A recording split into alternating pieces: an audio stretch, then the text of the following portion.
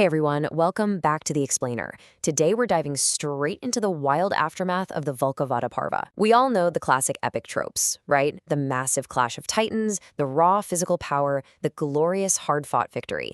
But what actually happens the morning after? How on earth does a society process the sudden violent death of a local terror, especially when the guy who did it absolutely needs to stay off the radar? Well, that's exactly what we're going to unpack right now, straight from the source text. Think about this for a second.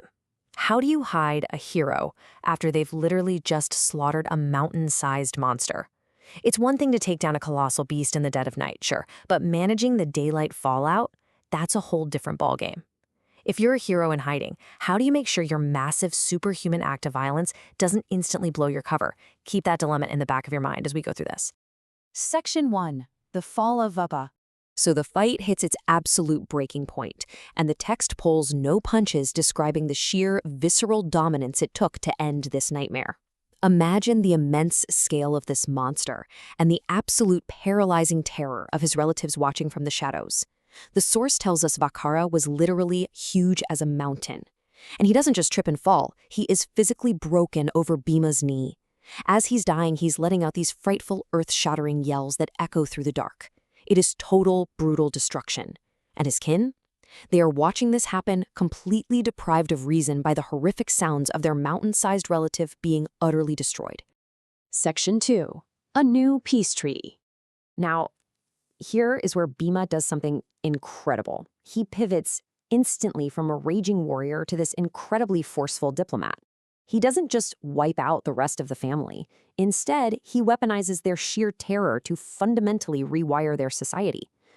Do not ever again kill human beings. If you kill men, you will have to die even as Vaka. He actually comforts them, which, is kind of wild right after breaking their guy over his knee. But that comfort comes with a strict, non-negotiable ultimatum.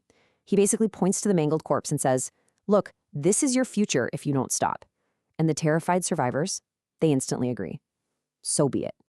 We're looking at a literal paradigm shift here. The old rule of cannibalism and terrorizing humans? Gone. Replaced instantly by a new rule of peace towards mankind. This stark contrast is hammered into place purely by Bhima's absolute dominance. And the text points out this wasn't just lip service. From that night on, the townspeople noticed that the Rakshasas in the area became totally peaceful. Bhima didn't just kill a monster, he solved a systemic, regional crisis in a single night. Section 3. The Grisly Morning Discovery. Okay, so Bhima drags this massive, lifeless cannibal to the town gates, slips away into the shadows, heads back to the Brahmana's house, quietly gives Yudhishthira the rundown, and just waits. Then the sun comes up. The ordinary citizens of Ekachakra start stepping outside. Talk about a rapid escalation. You go from a sleepy morning routine to absolute jaw-dropping awe. Imagine opening your front door and finding a literal mountain of a corpse, drenched in blood, dumped at the city gates. The text specifically mentions that the hair of the spectators stood erect. Thousands of people, men, women, kids, the elderly, rushed to the spot. They are so overwhelmed by this impossible sight that their first instinctual reaction is just to drop down and start praying to the gods. But once that initial shock and the praying wear off, logic kicks in, and it's fascinating. The town uses this highly logical, almost modern detective-like process to figure out what happened. Step 1, discover the monster. Step 2, they know the rules of their grim cannibalistic lottery, right? So they calculate exactly whose turn it was yesterday to take the food cart into the forest. Step 3, that math leads the entire mob straight to the doorstep of the assigned Brahmana. They need answers, and they need them now. Section 4. The Perfect Cover-Up. Picture the scene. The whole town is swarming the Brahmana's house, demanding to know how a mountain-sized terror was beaten to a pulp. The Brahmana knows that if he drops Bhima's name, the Pandavas' cover is instantly blown. So what does he do? He delivers an absolute masterclass in deception. He spins this flawless, brilliant narrative. He claims that while he was crying about his fate, a high-souled Brahmana saw he was upset, smiled, and offered to take the food into the forest for him.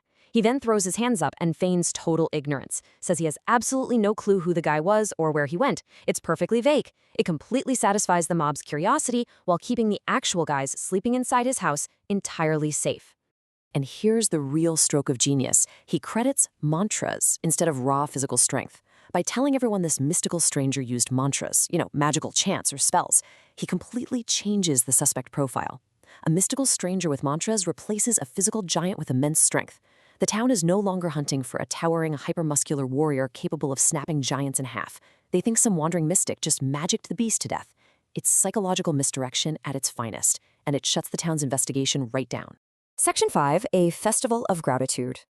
The beast is dead, the mystery is solved by the Brahmana's clever little story, and that crushing cloud of terror, totally gone. The fair of Vaka had weighed on everyone, no matter their status, and his death unites these disparate social classes into creating a brand new festival. The text notes that the Brahmanas and Kshatriyas marveled at the tale of the mystical stranger, while the Vaishyas and Sudras were just incredibly glad it was over.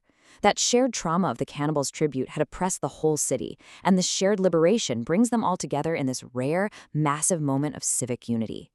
Think about the societal impact of this.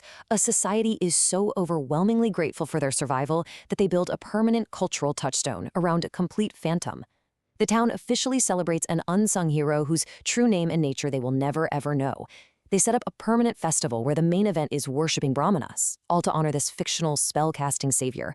Meanwhile, Bhima, the actual physical powerhouse who risked his life and broke the monster, is just sitting quietly in the background. He gets zero glory, and that was exactly the plan all along.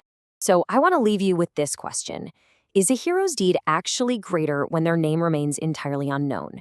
We live in an era where taking credit feels just as important as doing the work.